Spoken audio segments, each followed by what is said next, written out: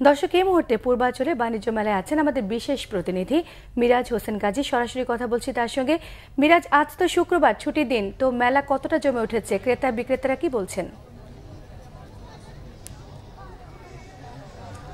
সোমা, ক্রেতা বিক্রেতাদের জন্য তো আজকে একে তো মেলার উপর হচ্ছে, তারপর শুক্রবার, তাদের জন্য আজকের এই দিনটি তো একেবারেই উৎসব মুখর। একেবারে বলা চলে যে এই আন্তর্জাতিক বাণিজ্য মেলার যে প্রাঙ্গণ, পুরো এলাকা কিন্তু আজকে একেবারে কানায় কানায় পূর্ণ হয়ে গেছে বলা চলে।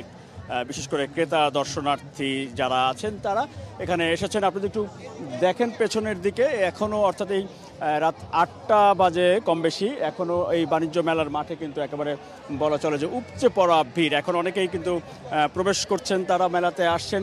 এবং বিশেষ করে যেহেতু শুক্রবার হওয়ার কারণে রাজধানী ঢাকা শহরের বিভিন্ন অঞ্চল থেকে, বিভিন্ন এলাকা থেকে মেলাতে তারা এসেছেন পরিবার সহ, এবং বাচ্চাদেরকে নিয়ে অনেকে এসেছেন। একে তো কেনাকাটা, তার উপরে মেলা এবং ছুটির দিন হওয়ার কারণে অনেকেই আসলে তাদের পরিবারের বায়না পূরণ করার জন্য হলেও তারা এই বাণিজ্য মেলাতে আজকে যারা এসেছেন। এবং এই মেলায় যারা এসেছেন তাদের মধ্যে অনেকে একটি কথা বলছেন, যেহেতু ঢাকা থেকে অর্থাৎ মূল রাজধানী শহর থেকে অনেকটা দূরে হওয়ার কারণে যাতায়াত ব্যবস্থার কিছুটা কিন্তু এবার ভোগান্তি আছে। এবং যেই প্রধান সড়ক থেকে এই মেলা পর্যন্ত আসার সময় রাস্তা সংস্কার কাজ চলছে, এই কারণে দেখা যাচ্ছে ভোগান্তিটা আরও বেড়েছে, গাড়িরও দীর্ঘ চাপ রয়েছে। এবং আশপাশের অন্যান্য যে এলাকা থেকে, অর্থাৎ এই নারায়ণগঞ্জ এবং গাজীপুরের বিভিন্ন এলাকা থেকে যারা মেলাতে আসছেন তাদের মধ্যেও কিন্তু এই ভোগান্তি, অর্থাৎ যানজটের ভোগান্তির ব্যাপারটি কিন্তু রয়েছে। তবে মেলার ভেতরে যেটি বলা চলে যে যেহেতু আজকে শুক্রবার, যারা বিক্রেতারা আছেন সেই বিক্রেতাদের মধ্যে আজকে কিন্তু খুবই একটি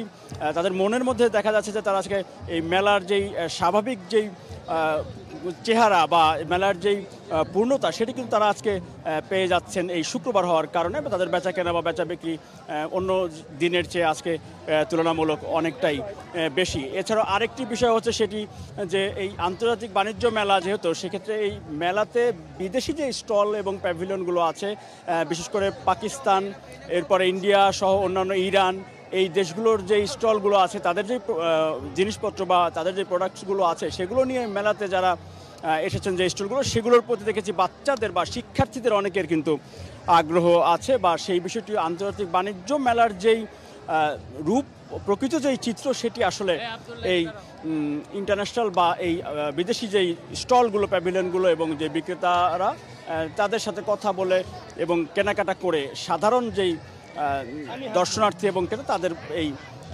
তৃপ্তিটুকু দেখেছি যে মেলায় এসে তারা হয়তো ভোগান্তি থাকলেও যাতায়াতে, মেলায় আসার পরে তাদের মধ্যে সেই তৃপ্তির নিঃশ্বাস বা তৃপ্তির অভিব্যক্তি আমরা কিন্তু দেখতে পেয়েছি। সময় এই ছিল আসলে বাণিজ্য মেলা থেকে আজকের এই ছুটির দিনের শুক্রবারের সবশেষ খবরাখবর। সোমা।